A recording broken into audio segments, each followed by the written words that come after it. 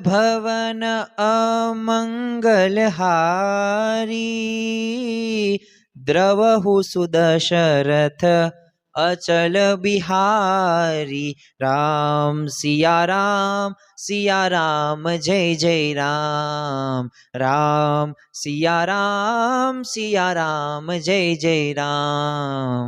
ओम सहनाववतु सहनो भुनक्तु सह वीर्यं करवावहे तेजस्विनावधीतमस्तु मा विद्विषावहे।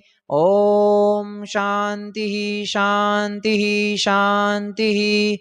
दरेक दिव्य मुमुक्षोने जय श्री कृष्ण जय श्री राम।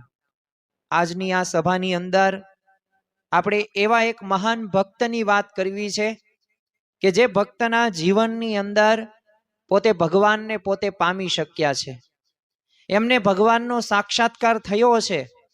તો આજે આપણે જીવુબા, લાડુબા, દાદા ખાચર કે પછી બોટાદના શિવલાલ શેઠ કે અગતરાયના પર્વતભાઈની વાત કરવી નથી, પણ આપણી પાસે 9 ઓપ્શન છે।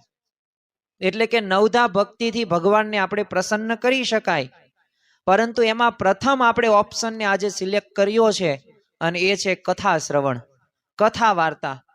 તો આજે આપણે એવી માતા શબરીબાઈના જીવન પ્રસંગો દ્વારા આપણા જીવનની અંદર કેવી સમર્પણની ભાવના આપણે દ્રઢ કરવાની છે, કેવો શુદ્ધ પ્રેમ રાખવાનો છે, અને એમના જન્મથી લઈને પોતે વૈકુંઠ ધામની અંદર ને ભગવાનનું એ મિલન થાય છે ત્યાં સુધીના એવા જીવન પ્રસંગો દ્વારા આપણે ઘણી બધી પ્રેરણાઓ પ્રાપ્ત કરવાના છીએ। તો આ અધિક માસની અંદર અવશ્ય આપણે આ માતા શબરીબાઈના જીવન પ્રસંગો સાંભળવા જોઈએ, કારણ કે આપણે પણ એવા ભક્ત બનવાનું છે, આપણે પણ એવા રસ્તે ચાલવાનું છે, દોડવાનું છે અને ભગવાનને આપણે પામવાના છે। કોઈક ભગવાન સ્વામિનારાયણના ઉપાસક છે, ઇટ્સ ઓકે, કઈ વાંધો નહીં। કોઈક ભગવાન રામના ઉપાસક છે, અભિનંદન, તમે રામ ભગવાનના તો ઉપાસક છો। કોઈક ભગવાન શિવજીના ઉપાસક છે, વધુ સારું, તમે ભગવાનના તો ઉપાસક છો ને। તો કે હિન્દુ તરીકે આપણી સૌ કોઈની એક ફરજ છે કે એવા મહાન ભક્તોના ચરિત્રો આપણે સાંભળીએ। તો આજે આપણે એ જ ભક્તમાળાની અંદર એક વર્ણન કરવામાં આવ્યું છે માતા શબરીબાઈનું જીવન પ્રસંગ, તો એની આપણે વાતો કરવાના છીએ। આમ તો શબરી માતા એક મહાન ભગવત ભક્ત હતા। હવે એમનો જન્મ એક શબર એટલે ભીલ જાતિમાં થયેલો। આપણે ઘણી બધી વખત એક કીર્તન ભજન તો સાંભળેલું જ હશે કે મનનો મોરલિયો રટે તારું નામ, મારી ઝૂંપડીએ આવો મારા રામ। તો ખરેખર એવી ઈચ્છા સાથે એ પોતે પહેલેથી જ તે એવા મહાન ભક્ત તો હતા જ તે।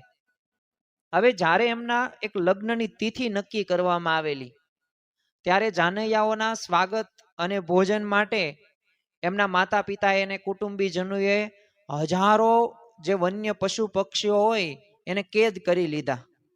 હવે શા માટે કેદ કરી લીધા? કારણ કે એ બધાયનું ભોજન તૈયાર કરવાનું હતું અને જે જાનૈયાઓ આવે એ જાનૈયાઓને જમાડવાનું હતું। હવે માતા શબરીબાઈ તો પહેલેથી બાળપણથી પોતે ભક્તિભાવ વાળા હતા, એટલે આ નિર્દોષ પશુઓને જોઈને તો શબરીબાઈ પોતાના પરિવારને પૂછ્યું કે આ તમે અબોલા જીવને હત્યા કરીને મારા લગ્નનો ઉત્સવ ઉજવશો? અને પોતાના લગ્નના કારણે આ બધા હજારો પશુ પક્ષીઓની હત્યા થશે, આ બધું વિચારીને તો શબરીબાઈ તો બહુ દુઃખી થઈ ગયા અને ખૂબ રડે છે। જો આપણા જીવનની અંદર પણ દયા આપણે રાખવાની છે। ઘણા બધાના મનની અંદર એવા વિચારો હોય છે કે અમે ક્યાં કોઈના જીવ મારીએ છીએ, અમે ક્યાં શસ્ત્ર વડે કોઈને હિંસા કરીએ છીએ। પણ જો એ તો હિંસા કહેવાય જ તેવું કરતા હોય, પણ તમે મનથી, કર્મથી, વિચારથી પણ એવું સામેવાળાનું નકારાત્મક વિચારતા હોય ને, શબ્દે માર્યા મરી ગયા, શબ્દે છોડ્યા રાજ, જેને શબ્દ વિચાર્યા એના સરિયા કાજ। જો તમે તમારા ધર્મપત્નીને એવા શબ્દ પણ કહેતા હોય ને, એ પણ એક હિંસા જ કહેવાય।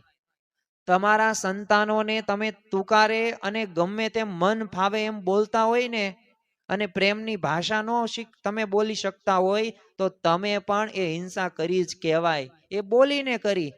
આમ તો આપણને ભગવાને જીભ આપીને, આમ તો ભગવાનનું તમે આમ જો શરીર આપણે જોઈએ ને ત્યારે પણ આપણને ખ્યાલ આવે, ઓહો કેવી ભગવાનની અદ્ભુત રચના છે. પણ ભગવાને તમે જો આંખ બે આપી, કામ એક જ કરે, જોવાનું.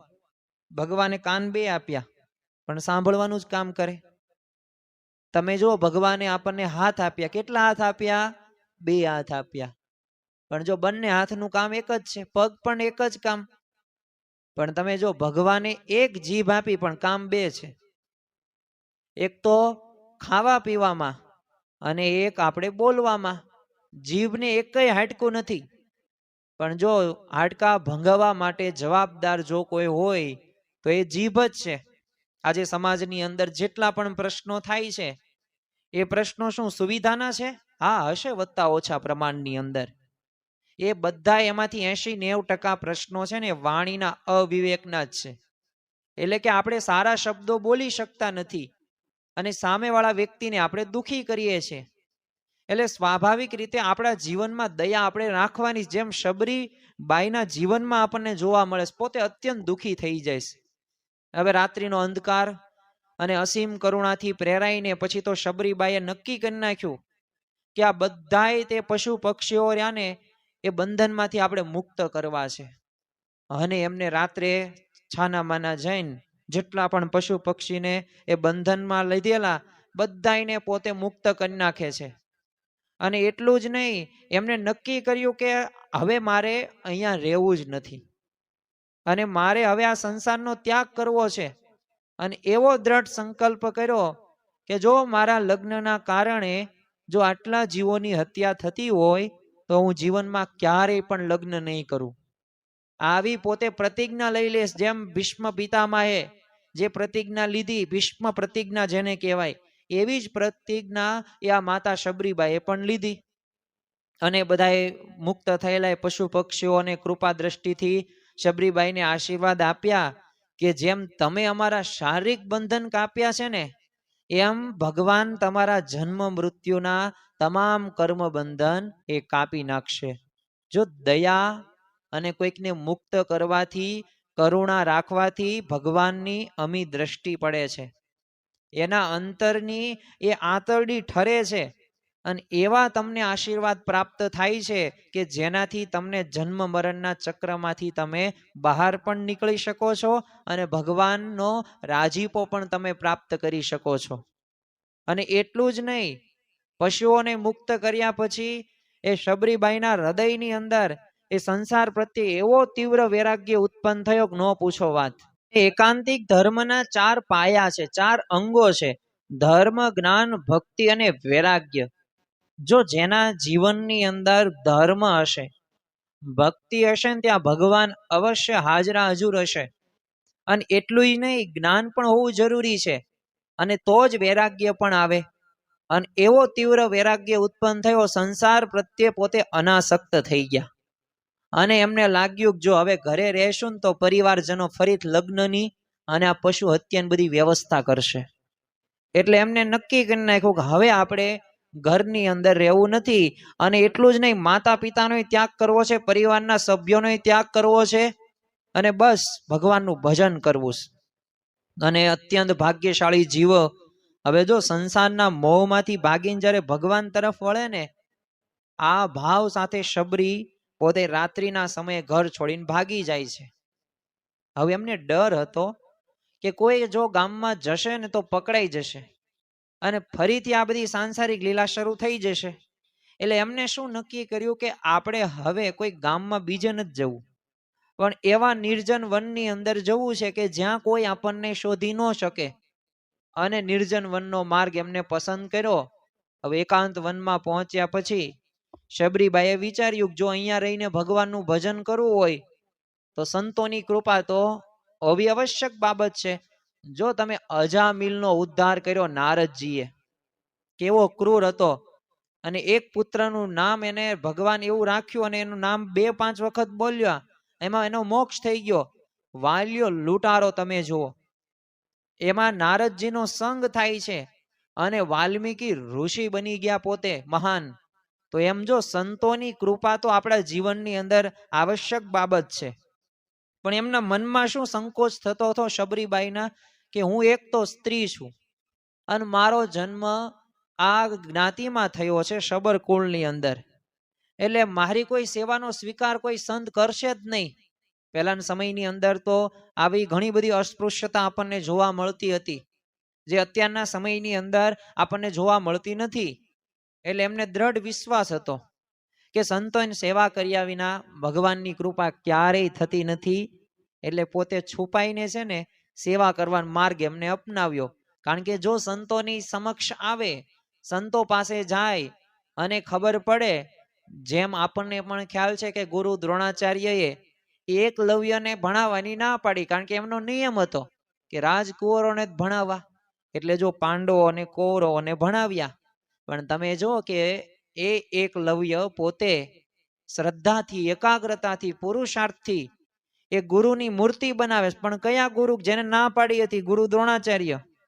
અને આપણને તો આપણા મમ્મી કે પપ્પા કંઈક સલાહ સૂચન આપે તો આપણે તરત માતા પિતાને આપણે ગમે તેવું કહી દેતા હોઈએ છીએ. જો આ ઇતિહાસના દ્રષ્ટાંતો, આવા પ્રસંગો, ચરિત્રો આપણને ઘણી બધી પ્રેરણાઓ આપે છે. અને આ એકલવ્યએ મૂર્તિ બનાવી એટલું જ નહીં, એનું પૂજન કરે, આરતી કરે અને એવો વિદ્યાભ્યાસ કર્યો કે અર્જુન કરતા શ્રેષ્ઠ પોતે બની ગયો હતો. પણ એ વાત આપણે કરતા નથી. જમણા હાથનો અંગૂઠો ગુરુ દક્ષિણામાં આપી દીધો, કારણ કે ગુરુ દ્રોણાચાર્યએ વચન આપેલું અર્જુનને કે તારા જેવો શ્રેષ્ઠ એ ધનુર્ધારી કોઈ હશે જ નહીં. એટલે પછી એ નિયમ પ્રમાણે ગુરુ દ્રોણાચાર્ય ગુરુ દક્ષિણાની અંદર એ અંગૂઠો માગે છે. પણ એકલવ્ય એક પણ વિચાર કરતો નથી. જો ગુરુના વચનમાં વિશ્વાસ રાખીએ, એ ગુરુના વચનમાં જો વિશ્વાસ હોય ને તો એ સ્થિતિ સુધી આપણે પહોંચી શકીએ. હવે શબરીબાઈ તો દરરોજ પોતે નિષ્કામ ને ગુપ્ત રીતે સંતોની સેવા કરે. પણ કેવી રીતે કરે તો એની પણ વાત આપણે થોડીક કરીએ. જો આજે આપણે અધિક માસ દરમિયાન આપણે જે આ ભક્ત ચરિતમની અંદર આ માતા શબરીબાઈના જે પ્રસંગો જોઈએ છે ને, જન્મથી લઈને એ જે વૈકુંઠ ધામની અંદર ને ભગવાનની એ પોતે પામી શક્યા ને ત્યાં સુધીનો આજે આપણે સફર ખેડવાની છે. આ ધીમે ધીમે આ સફરની અંદર ઘણું બધું આપણને ફળો પ્રાપ્ત થતા જશે, પણ આપણું મન આપણે એકાગ્ર રાખવાનું છે. અને એટલું આપણે એવી રીતે તો વિચાર કરી શકીએ કે ખરેખર આનાથી જો આ પ્રસંગોથી આપણું જો મન પવિત્ર અને શુદ્ધ થતું હોય તો એવું જ્યારે જીવન આપણે જીવીએ તો કેવા આપણે સુખમાં અને આનંદમાં રહી શકીએ. હવે આ શબરીબાઈ દરરોજ રાત્રિના છેલ્લા પ્રહરની અંદર, હવે છેલ્લું પ્રહર એટલે શું? તો રાત્રે એ 2 થી 5 વાગ્યાનો સમય પોતે વહેલા ઉઠી જાય પરોઢીએ, અને ઉઠીને ઋષિઓ તો આશ્રમમાં પોતે જે રહેતા હતા ત્યાં પોતે સેવા કરવા જાય. અને સેવા કેવી કરે? છાના માના પછી સેવા કરવાની. હવે ઋષિઓ જ્યાં સરોવરમાં સ્નાન કરવા જાય ને, ઋષિ મુનિઓ બ્રહ્મ મુહૂર્તમાં જાગી જ જાય, એટલે એ સરોવરમાં આમ સ્નાન કરવા જાય. અને શબરીબાઈ ધીમે ધીમે છુપા રીતે એ માર્ગ હોય ને, આખો માર્ગ શબરીબાઈ પોતે એ સાવરણીથી પોતે સાફ કરી નાખે. નાનામાં નાની સેવા શબરીબાઈ કરતા. હવે ઋષિઓના હવન માટે લાકડાની તો જરૂર પડે જ, તે રસોઈ માટે. તે પહેલાના સમયની અંદર તો અત્યારે જેમ સુવિધા છે એવી નથી. અત્યારે આપણે તો બહુ ભાગ્યશાળી કહેવાય કે આપણને થોડોક તડકો લાગે ને પંખા શરૂ થઈ જાય. પંખામાં એડજસ્ટ ન હોય ને તો કુલર, કુલરમાં ન હોય તો એસી. આપણી પાસે બધી સુવિધા છે પણ સુખ છે નથી. સુખ શા માટે? ધર્મને ભૂલ્યા છીએ, નીતિને ભૂલ્યા છીએ, નિયમને ભૂલ્યા છીએ. શાસ્ત્રોના નિયમોનું ઉલ્લંઘન કરીને કોઈ પણ વ્યક્તિ ક્યારેય સુખી થતો નથી. આ ઋષિ મુનિઓ પાસે કઈ એવી સુવિધા નહોતી, વનમાં પોતે રહેતા. આપણે તો ગામડે રહેવા જવાનું થાય ને તો ન્યાય આપણે મંચુરિયમ માગીએ કે તમારું ગામ સારું નહીં, તો વડીલો શું કે કેમ નહીં સારું? ત્યાં તમારે અહીંયા ફાસ્ટ ફૂડ ને કઈ મંચુરિયમ ને ઢોસા ને બર્ગર ને એવું કઈ મળતું નથી ફાસ્ટ ફૂડ, એટલે અમને ન ફાવે. હવે આવા વિચારધારામાં આપણે જીવીએ છીએ. જો આપણે અન્નને જૂનું કરી નાખ્યું, આપણો જે પરંપરાનો જે આપણો ખોરાક હતો, પોશાક હતો, એને ભૂલ્યા અને વેસ્ટર્ન કલ્ચર પ્રમાણે આપણે જીવન જીવીએ તો પછી ક્યાંથી સુખ આવવાનું છે? હવે આ ઋષિ મુનિઓને હવન રસોઈ માટે જે લાકડાની જરૂર પડે, તો આ શબરીબાઈ પોતે તાપની અંદર દિવસ દરમિયાન જંગલમાં છે ને સૂકા લાકડા વીણી આવે અને રાત્રિના અંધકારની અંદર આ લાકડાના છે ને નાના નાના ગઠ્ઠા કરી નાખે અને એવી સરસ મજાની ભારી બનાવીને ઋષિના આશ્રમની અંદર બહાર મૂકી દે. પાછું કોઈને કહેવાનું નહીં. આપણા મનની અંદર કેવું ઘણી બધી વખત હોય, થોડીક આપણે સેવા કરીએ, થોડુંક આપણે કામ કરીએ, થોડીક મદદ કરીએ ને, એટલે જ્યાં સુધી આપણે કહીએ નહીં ત્યાં સુધી આપણને અંદરથી આમાં સુખ ન આવે. એટલે આમ સામેથી આપણે વખાણ કરીએ, જો મેં આમ કર્યું ને મારા લીધે થયું, આ પ્રકારનો અહંકાર આપણામાં હોય. પણ જો શબરીબાઈએ નિષ્કામ એ ધર્મ પોતે અપનાવ્યો હતો, સાથે સાથે નિષ્કામ કર્મ પોતે કરતા હતા, કોઈ અપેક્ષા નહીં, કોઈ વખાણ નહીં. અને જો આ સ્થિતિ સુધી આપણે સૌ કોઈએ પહોંચવાનું છે. હવે માર્ગમાં તે જે કાંટા હોય, કાંકરા હોય, તો આ શબરીબાઈ હાથે પોતે વીણી લે અને એવું આમ એકદમ સ્વસ્થ અને મુલાયમ બનાવી દે, એટલે જેથી છે ને ઋષિ મુનિઓ ના ચરણોની અંદર કઈ વાગે નહીં. એટલે વહેલી સવાર ઉઠીને છે ને સ્વચ્છ માર્ગ, આ બધું લાકડા જોઈને બધા ઋષિ મુનિઓ આશ્ચર્યચકિત થઈ જાય કે આવો કયો પુણ્યાત્મા છે કે આ રાત્રિના એકાંતની અંદર આપણે આવું એટલું બધું સુખ પ્રદાન આપી રહ્યો છે, અને આપણે તો આમાંથી કોઈ ઋષિ મુનિઓ કંઈ કરતા નથી, અને આ બધું કરે છે કોણ? પણ જો શબરીબાઈના મનની અંદર એક જ વિચાર હતો, અને એ આપણને જોવા મળે છે અહંકાર શૂન્ય સેવા. કારણ કે શબરીબાઈને ડર હતો કે જો કોઈ એમને જોઈ લેશે ને તો આ નીચ કુળની જાણીને એમની આ સેવા છે ને છીનવાઈ જશે. એટલે એમનામાં હું શ્રેષ્ઠ છું ને એવો કોઈ અહંકાર જ નહોતો. અને જે ભગવાનને અત્યંત પ્રિય છે, જે નિર્માનીપણે દાસ ભાવે સેવા કરે છે ને, એવા ભક્તો ઉપર ભગવાનનો અતિશય રાજીપો અને પ્રસન્નતા વરસે છે. તો આવી પ્રસન્નતા પ્રાપ્ત કરવા માટે આપણે અહંકારને દૂર કરીએ.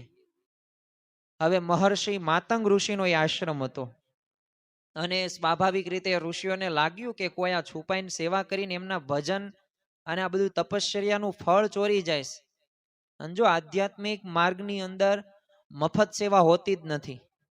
સેવક રહ્યો ને એ તમારા ભજનનો ભાગ મેળવે છે.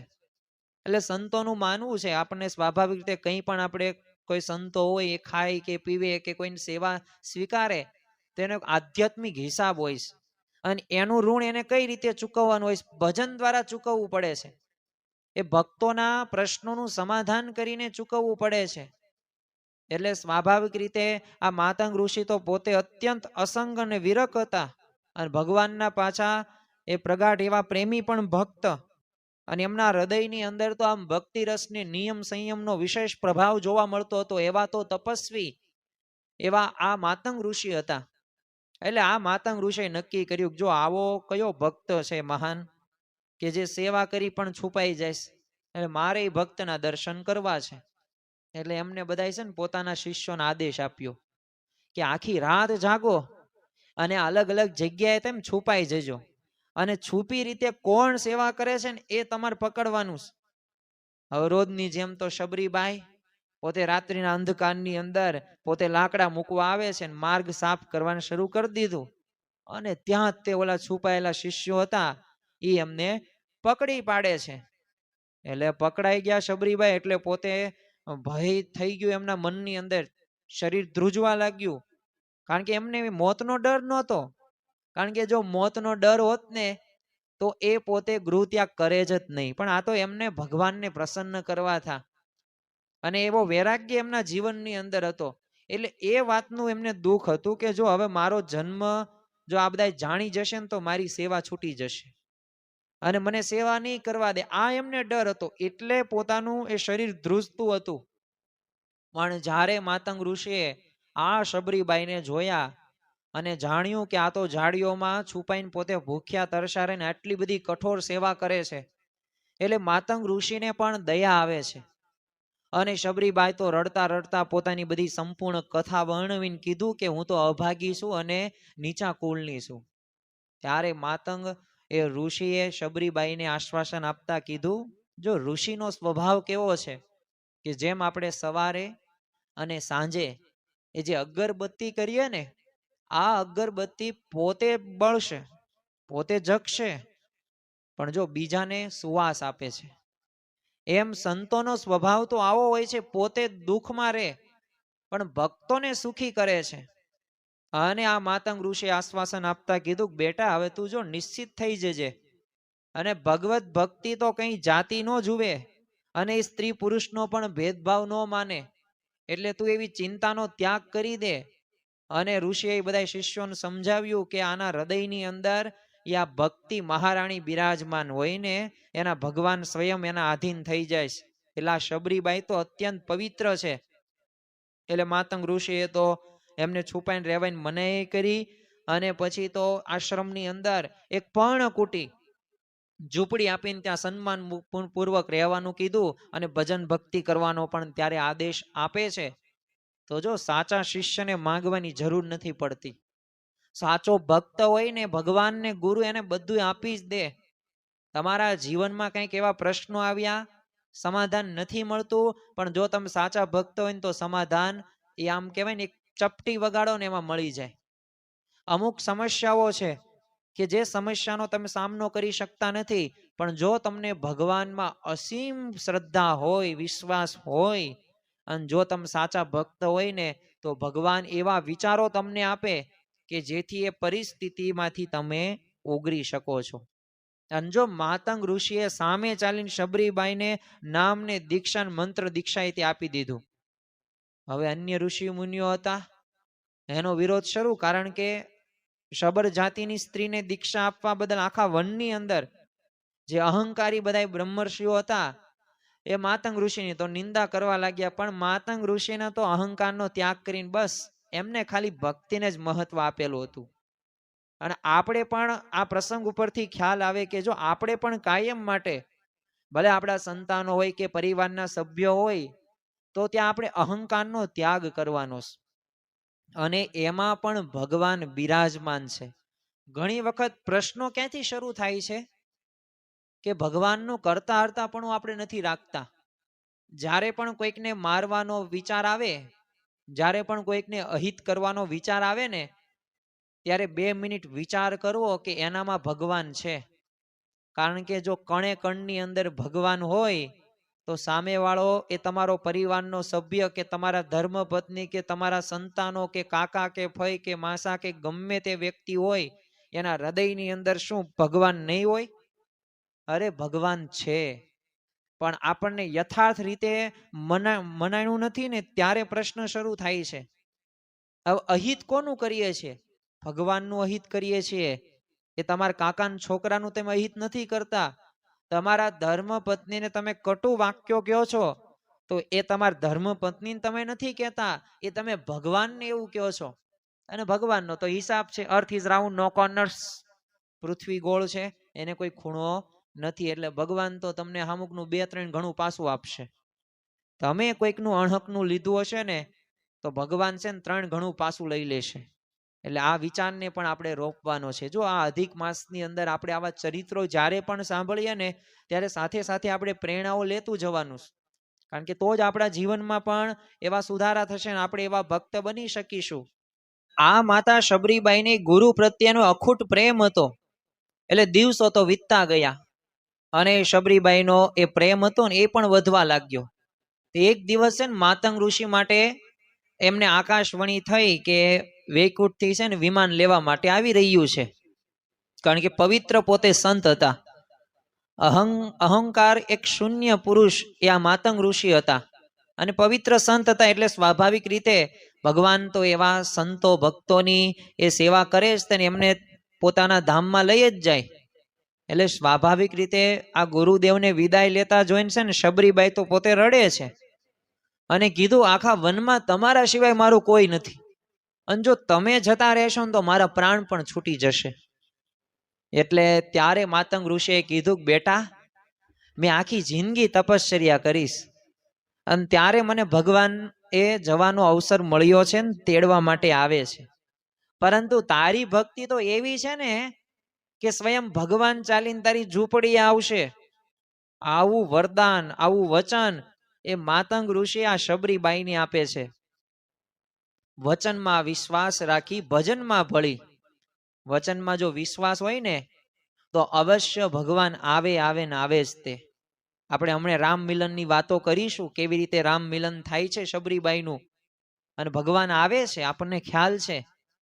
એટલે જો એક ભગવાન રહ્યા ને એ ભાવ જુએ છે. ભૂદર ભાવનો ભૂખ્યો, એ તમે એને રોટલી શાક ને અથાણું જમાડશો ને છાશ જમાડશો ને તો એને કઈ પ્રશ્ન નથી. ભગવાન એ પણ હોશે હોશે જમશે, પણ ભાવ કેવો છે. આ તો અત્યારે ઉનાળાનો સમય છે ને, 2-5 કેરી ઝાપટી જાય ને પછી યાદ આવે કે હાલે લે આજ તો થાળ ધરાવો ભૂલી ગયા. તો જો ભગવાનનું અનુસંધાન નથી. ભગવાનનું અનુસંધાન હોય ને તો ભગવાન પ્રત્યેની એ ભક્તિ આપણને સતત થતી જ થાય છે. અને એ આરતી હોય કે પછી ભગવાનના દર્શન હોય, દીવાબત્તી હોય કે થાળ ધરાવવાનું હોય, દરેક ક્રિયાની અંદર અનુસંધાન આપણે ભગવાનનું રાખવાનું. અને એ અનુસંધાનથી આપણા જીવનમાં એવા ગુણો પણ આવશે.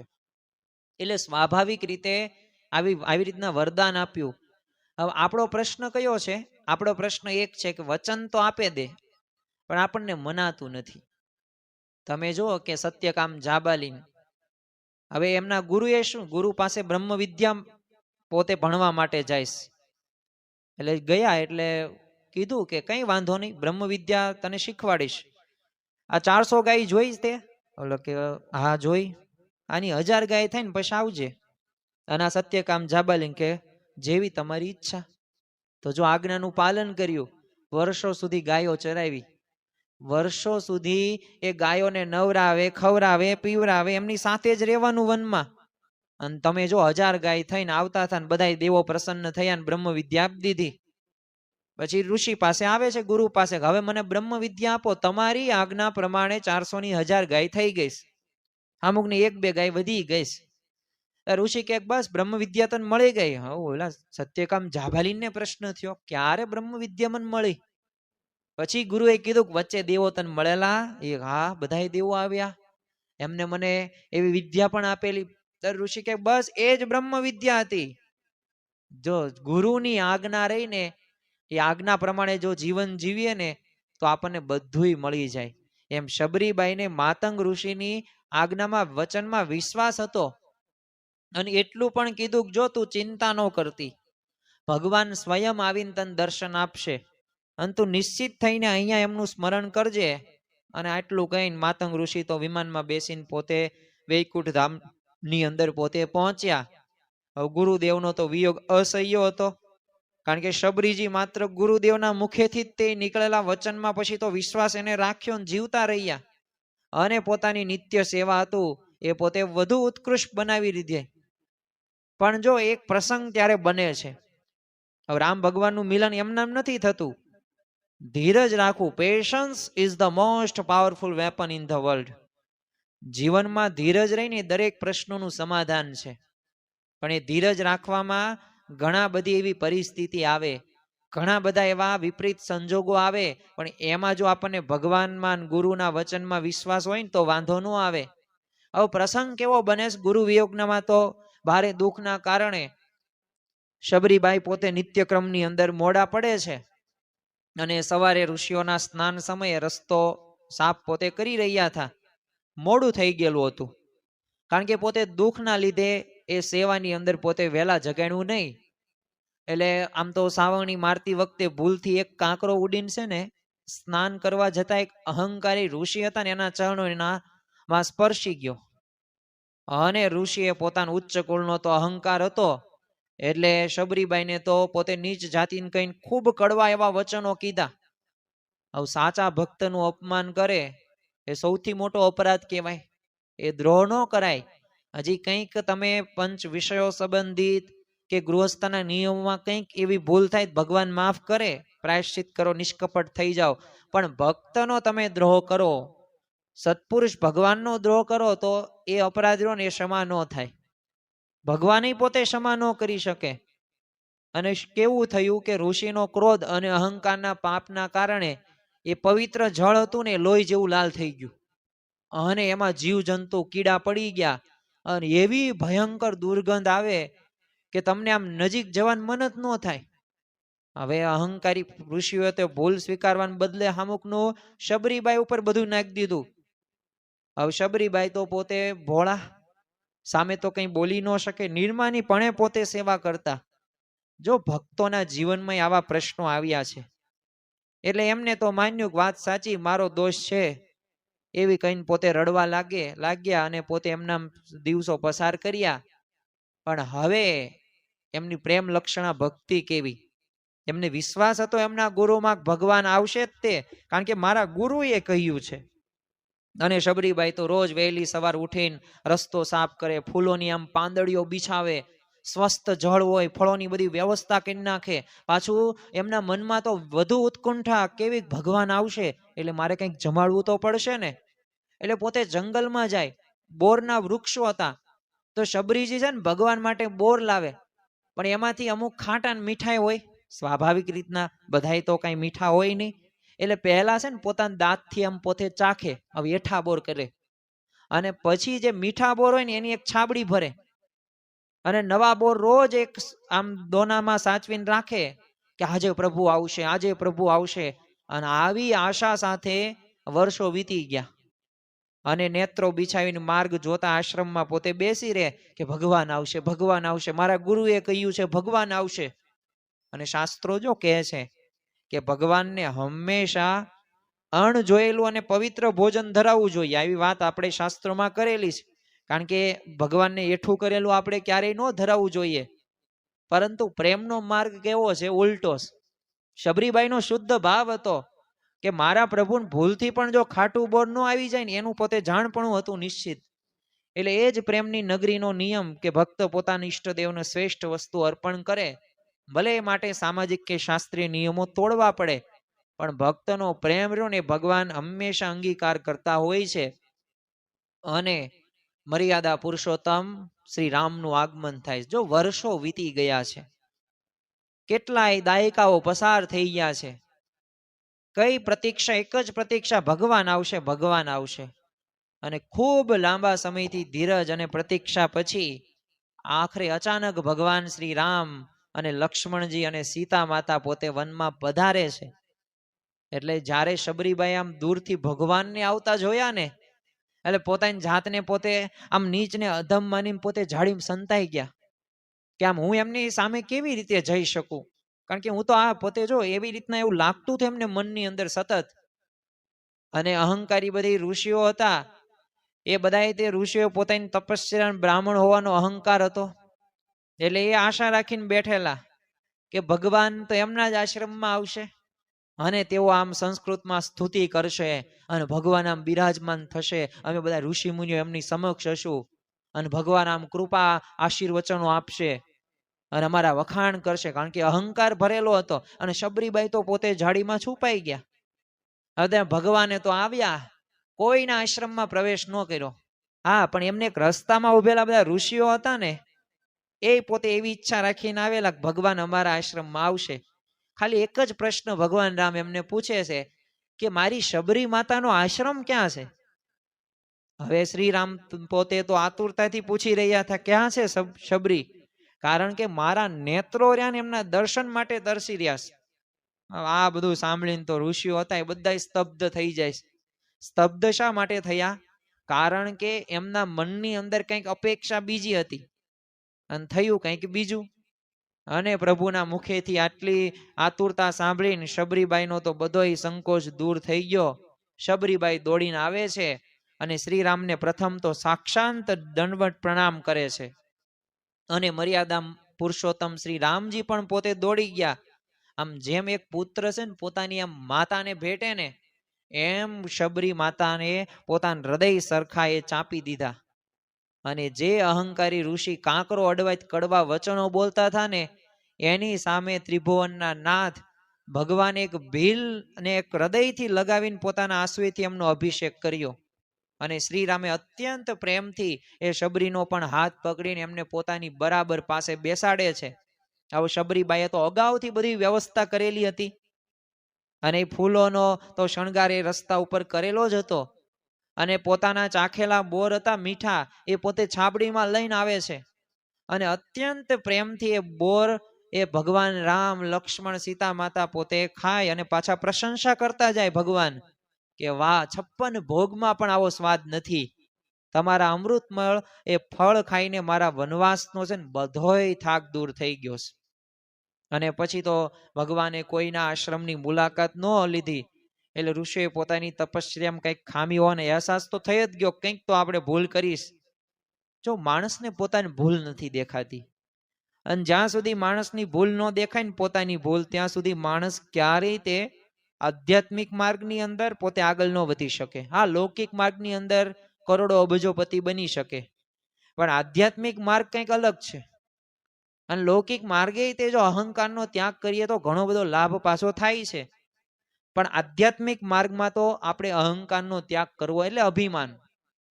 તો આપણે કહીએ છીએ ને, મેં બધું કર્યું, મારાથી થયું, હું નો તો કાંઈ ન થાય. પણ જો મેં કર્યું કરતલ બીજો કોઈ, એ આપણે કંઈ કરતા નથી. રાત્રે આપણે સૂઈએ ને, સવારમાં જાગીએ છીએ ને તો ભગવાનનો આભાર માનવો. એ 5-7 કલાક આપણે સૂતા હોઈએ છીએ ને, ખબર નથી હોતી આપણે જીવતા છીએ કે મરી ગયા છીએ. ક્યારેક ભગવાન એ આપણને એવી કંઈક પરિસ્થિતિમાં લાવે ને ત્યારે આપણને ખ્યાલ આવે છે કે ભગવાન નામનું કંઈક તત્વ છે જેની આપણને ડગલે ને પગલે જરૂર પડે જ છે. પણ માણસનો અહંકાર રહ્યો ને ભગવાન સુધી પહોંચવા નથી દેતો. ઘણી બધી પારાયણો થાય, ઉત્સવો થાય, સમૈયાઓ થાય, સભાઓ થાય, ત્યારે કથા વાર્તા સાંભળવા માટે એ આપણા હાથ પગ ત્યાં જતા નથી, કાન આપણા ત્યાં સાંભળવા માટે તત્પર જ નથી. કેમ? અહંકાર. એટલા બધા લોકની અંદર આપણે રચ્યા પચ્યા હોય છે એટલે આપણને સાચું જ્ઞાન આપણને પ્રાપ્ત થતું નથી. એટલે બધા ઋષિઓનો તો અહંકાર છોડીને ભગવાન પાસે આવ્યા ને વિનંતી કરી કે આપ આપના પવિત્ર ચરણ જો આ સરોવરમાં પધરાવશો તો આ બધા નીચ લોકોના સ્પર્શથી છે ને આ પવિત્ર થયેલું આ અપવિત્ર થઈ ગયેલું જળ હતું પવિત્ર જ તે, તો આ ફરીથી શુદ્ધ થશે. એટલે આ બધા ઋષિઓનો તો હજી અહંકાર ગયો જ નહોતો, કારણ કે કટાક્ષ કરેલો હતો. એટલે સામે છે ને અહંકાર ઉપર પ્રહાર કરતા ભગવાન રામે શું કીધું કે હું તો તમારા જેવા તપસ્વીનો સેવક છું, અને તમે જ તમારું ચરણામૃત નાખીને જુઓ. અત્યારે ઋષિઓ તો બધા જળમાં પ્રવેશ કર્યો, પરંતુ પાણી તો શુદ્ધ થવાને બદલે એમાં વધુ દુર્ગંધ ને કીડા પેદા થઈ ગયા. તે ભગવાને સ્પષ્ટ કર્યું કે જો હું મારા ચરણ મૂકીશ તો આ કીડા છે ને વધુ મોટા થઈ જશે, કારણ કે તમે એક સાચા ભક્ત શબરીબાઈનું અપમાન કરેલું છે.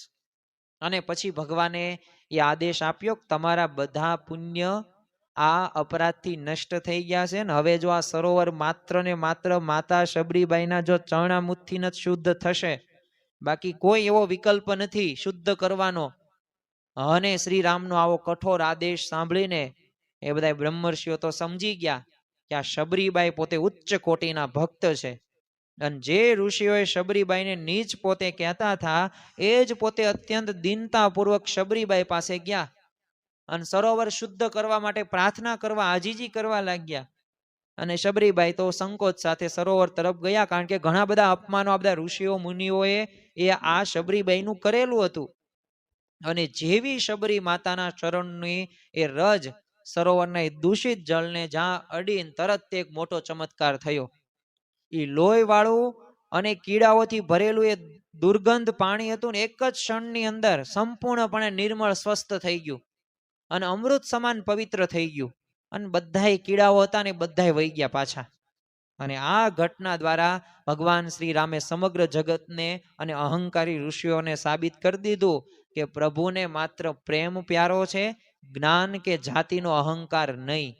અને આપણે શું ભૂલ કરીએ છીએ, મારી પાસે તો આ ડિગ્રી છે, હું તો આટલું બધું જાણું છું, તને આ કામ આવડે, તને ન આવડે ને જો તારથી હું મોટો. તો આવા બધા આપણે અભિમાન કોઈક જાતિનું, કોઈક કુળનું રાખે, કોઈક આવડત કળાનું રાખે. અરે ભાઈ, તમને આવડત કે કળા આપનાર પણ કોણ છે? ભગવાન છે. તમને વિચાર આપનાર પણ કોણ છે? ભગવાન છે. અને સરોવર શુદ્ધ થયા પછી એ ભગવાન શ્રી રામે તે ઋષિઓની બધી હાજરીમાં શબરી માતાની બધી અદ્ભુત એ સ્તુતિ કરી. અને ત્યારે ભગવાને 9 પ્રકારની ભક્તિ, જેને આપણે નવધા ભક્તિ કરીએ છીએ, અને એ નવધા ભક્તિનું જ્ઞાન એ બધા ઋષિ મુનિઓને આપે છે અને શબરીબાઈને આપે છે. પણ ખરેખર તો શબરીબાઈ તો એ નવધા ભક્તિની અંદર એ ઉચ્ચ કોટીની પરાકાષ્ઠા સુધી પહોંચેલા જ હતા, પણ એ બધા અહંકાર ઋષિ મુનિઓને સમજાવવા માટે એ નવધા ભક્તિનું વર્ણન શ્રી રામે ત્યારે કરેલું. અને ભગવાને ત્યારે સ્પષ્ટ ઘોષણા કરી દીધી કે જાતિ પાતિ કુળ ધર્મ મોટાઈ ધન વૈભવ કુટુંબ કે ચતુરાઈ આ કોઈ પણ વસ્તુથી હું રીઝતો નથી. પ્રહલાદે 10,000 વર્ષ સુધી નારાયણ સાથે યુદ્ધ કર્યું, ભગવાન સાથે. ભગવાન નો જીતાડ્યા. પોતે મરવા માટે તૈયાર થઈ જાય. નારાયણ નારાયણ કરતા કરતા નારદજી આવે છે કે ભગવાન એમ યુદ્ધે કરીને નહીં જીતાય. ભગવાન છે ને ભાવના ભૂખ્યા છે, તું તપ કર એટલે એનાથી ભગવાન પ્રસન્ન થશે. અને એને 6 માસ ખાલી તપ કર્યું અને જો ભગવાન પ્રસન્ન થઈ ગયા. તો ભગવાન માત્ર ભક્તિનો સંબંધ સ્વીકારે છે. ભગવાને કીધું છે કે હે શબરીજી, તમારામાં તો આખી નવધા ભક્તિ સંપૂર્ણપણે બિરાજમાન છે. અને જે પરમ ગતિ મોટા મોટા યોગીઓ અને તપસ્વીઓ માટે એ અત્યંત એક દુર્લભ છે ને એવી ગતિ આજે શબરીબાઈને સહજતાથી પ્રાપ્ત થઈ ગઈ. એમને એ ભક્તિ કરેલી હતી, એમનો વૈરાગ્ય, એમની એ જ્ઞાનની જે હતી એટલે. અને ભગવાને ત્યારે કીધું કે જો મારા દર્શનનું ફળ એ જ છે કે જીવ પોતાના સહજ અને વાસ્તવિક બ્રહ્મ સ્વરૂપને પ્રાપ્ત કરી લે છે. અને પછી તો મુખ્ય ઉદ્દેશ સાથે રામ ભગવાનને શબરીબાઈ પાસે શા માટે જવાનું થયેલું હતું? એક તો દર્શન તો હતા જ, તે માતંગ ઋષિએ જે વચન આપ્યું એ પ્રમાણે શબરીબાઈનું એ વચન પૂરું પણ થાય છે. પણ એ શબરીબાઈને પૂછવા માટે શું આવ્યા હતા કે શું તમે જાનકીજીને અપહરણ વિશે કંઈ જાણો છો? આ મુખ્ય પ્રશ્ન હતો. આપણે શરૂઆતમાં એક વાત કરી ભૂલમાં કે ભગવાન રામ, લક્ષ્મણ અને સીતા માતા, પણ ખરેખર સીતા માતાની શોધની અંદર એ ભગવાન રામ અને લક્ષ્મણ પોતે એ જાય છે. તો એક આપણે કી સુધારો આપણે કરી નાખવાનો. પણ વાસ્તવમાં એ જાનકીજીના જે અપહરણ થયું હતું ને એ પૂછવા માટે એ આ જાય છે. અને પછી તો શબરીજીએ તે પ્રભુને માર્ગદર્શન આપતા કીધું, વિચાર તો કરો, એક ભક્ત ભગવાનને માર્ગદર્શન આપે છે કે પ્રભુ અહીંયા નજીકમાં છે ને પંપા નામનું સરોવર છે અને ત્યાં એક વાનરરાજ સુગ્રીવ રહે છે અને એમની સાથે મિત્રતા કરજો, તમતાર એ તમારા એ જાનકીજી છે એમનો એ અપહરણ વિશે બધું તમને ખ્યાલ આવી જશે.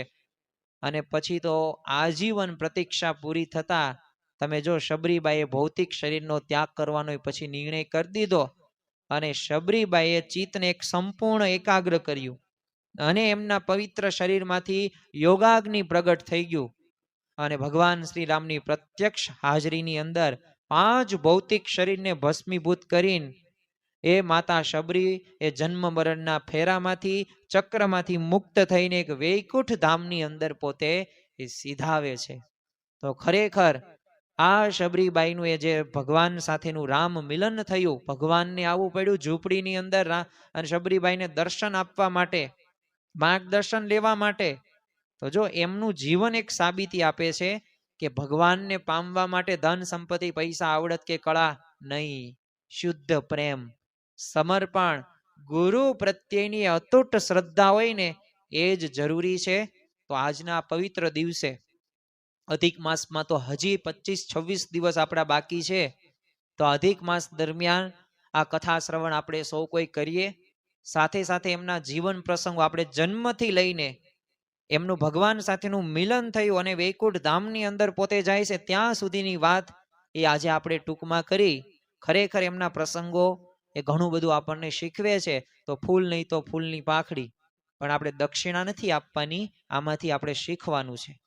આમાંથી આપણા જીવનમાં આપણે આત્મસાત કરવાનો પ્રયત્ન કરવાનો છે. અને ભગવાન, આપણે રામ ભગવાનના ઉપાસક હોય, ભગવાન રામને પામીએ.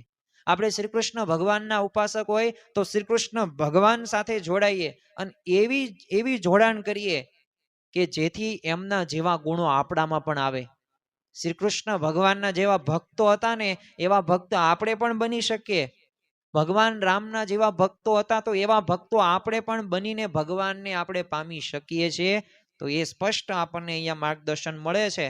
તો આ પણ કથા શ્રવણ એ આપણા જીવનની અંદર આપણે કર્યું તો આપણે પણ અન્ય લોકોને પણ આ કથા શ્રવણ મોકલીએ.